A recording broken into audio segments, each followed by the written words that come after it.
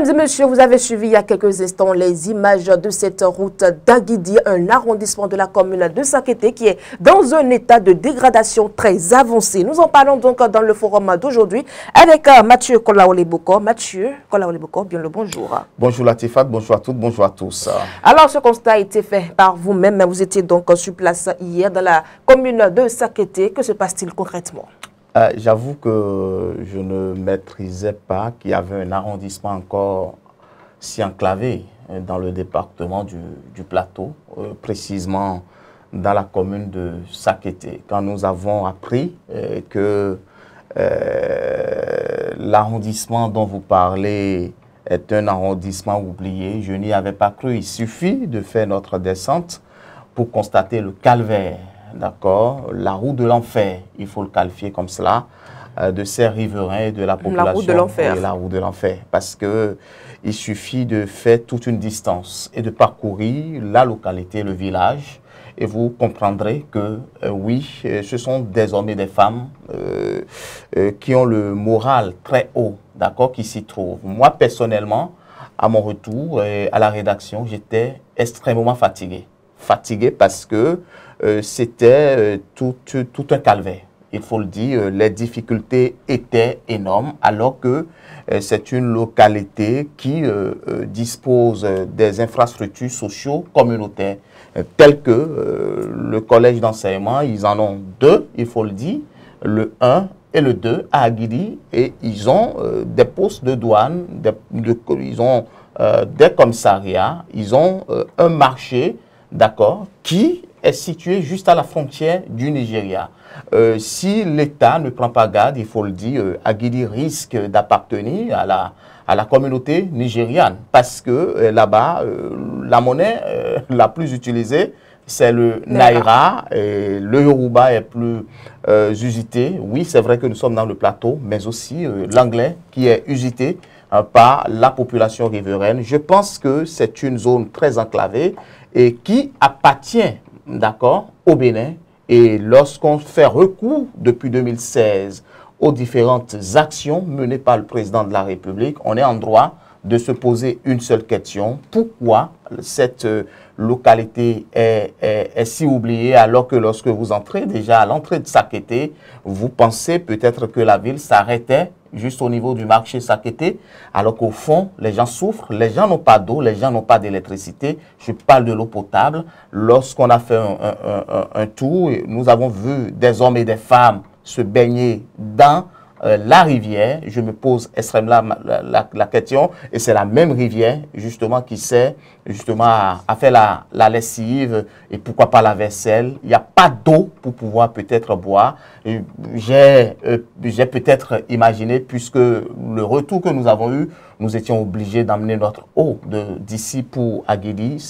Franchement, c'est un calvaire, et je pense qu'il faut que l'État béninois se réveille pour pouvoir trouver solution et apporter franchement un ouf de soulagement à cette population qui souffre. Parce que vous imaginez rencontrer quelqu'un qui nous dit, si vous voulez, je vais m'agenouiller pour que le président de la République vienne à notre aide. Quel péché nous avons commis, quel péché avons-nous commis pour que nous soyons si oubliés? Personne ne se souvient de nous, nous sommes abandonnés, d'accord, à notre propre sort. C'est difficile, et je pense que ce soit les autorités communales, locales, d'accord, et le gouvernement, elles doivent, ces autorités-là, maintenant et tout de suite se lever pour penser à Aguidi, une zone enclavée, une zone oubliée, et c'est la route de l'enfer. À vous entendre, hein, les peuples, les riverains de cet arrondissement n'ont pas d'eau. Est-ce qu'ils ont quand même l'électricité? Depuis quand vivent-ils dans ce calvaire? Il n'y a pas de projet, aucun projet n'avance. Il n'y a pas de projet pour Aguidi, aucun projet, je vous le dis.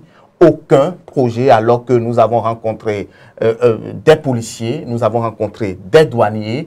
Oui, demandez comment ils vivent, c'est difficile. Nous avons vu un policier désœuvré, où il y a la limite avec la frontière de Nigeria. Vous voulez qu'il fasse quoi avec une arme à la limite qui est là? Le seul policier était obligé de défendre, oui, lui seul, d'accord, son corps. Et moi je dis, l'eau même, c'est acheté.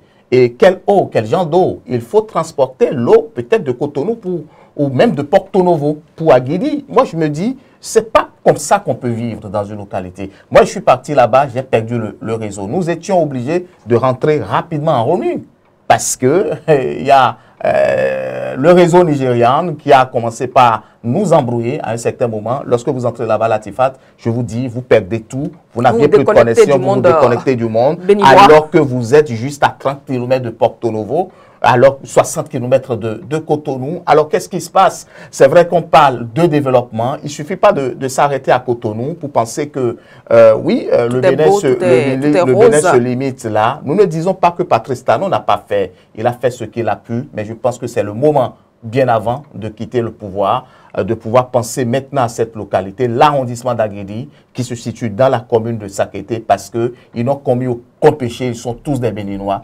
Et si nous ne prenons pas garde, je l'ai dit il y a juste un instant, ils risquent de devenir des Nigérians. Et qu'en est-il du vécu des enfants? Le vécu des enfants, c'est difficile. D'abord, prenons le cas des élèves. Nous avons rencontré des enseignants qui ne voulaient pas parler. Nous avons rencontré le directeur d'un collège qui a dit, écoutez, je ne veux pas m'exprimer parce que nous savons ce que nous vivons. Il suffit de faire 2 heures de marche, pour pouvoir suivre un seul coup. Lorsque vous avez quoi 7 heures, Latifat, les enfants se réveillent à 5 heures du matin.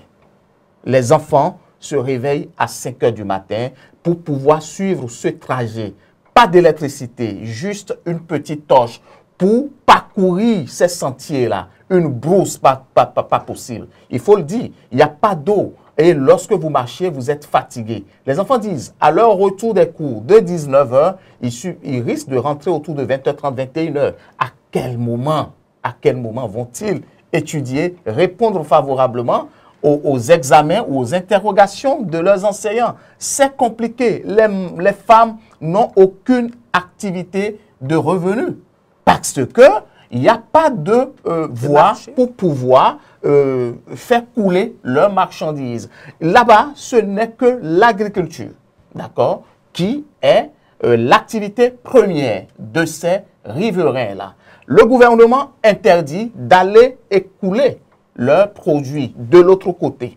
Alors, que font-ils? Ils sont obligés de consommer ce qu'ils ont produit. Ils n'ont pas d'argent. Vont-ils simplement manger? Ne vont-ils pas inscrire leurs enfants? Ne vont-ils pas éduquer? Ne vont-ils pas soigner? Moi, je pense qu'ils ont aussi droit aux 5 besoins fondamentaux, mais je pense que la voie reste d'abord le moyen, d'accord, le plus principal, le plus nécessaire, en vue de permettre de désengorger, d'accord, leurs activités, leurs besoins, et pour pouvoir faire face maintenant à leur quotidien. L'autre chose, il faut que le gouvernement, au-delà de penser à cette voie, la seule voie principale ou la seule voie d'accès est en état de dégradation, il faut qu'on y pense. Il faut qu'on pense aussi à l'eau potable, à cette population-là qui traverse une situation difficile, confrontée au-delà des besoins économiques.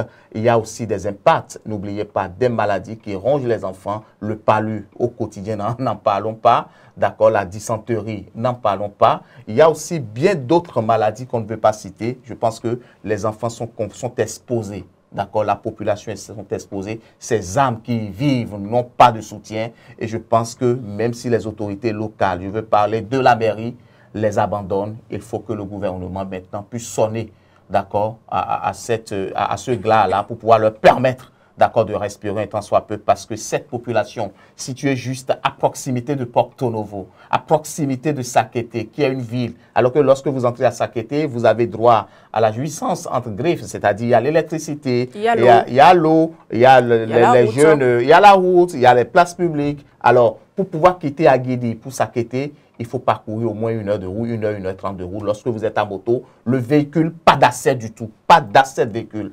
Et la conséquence pire, Latifat, lorsqu'il y a inondation, c'est que c'est compliqué, la terre est glissante, personne ne peut oser sortir parce que vous risquez de perdre soit votre moto, soit un bras, soit en tout cas un membre, d'accord, de votre partie. Et je pense que si vous ne savez pas faire, vous risquez de vous retrouver sous un pont et même dans la rivière. Voilà donc la situation désastreuse des riverains de cet arrondissement. Merci à vous, Mathieu Kolaoleboko. Merci beaucoup. Mesdames et messieurs, ça n'est donc terminé pour le forum de ce jour.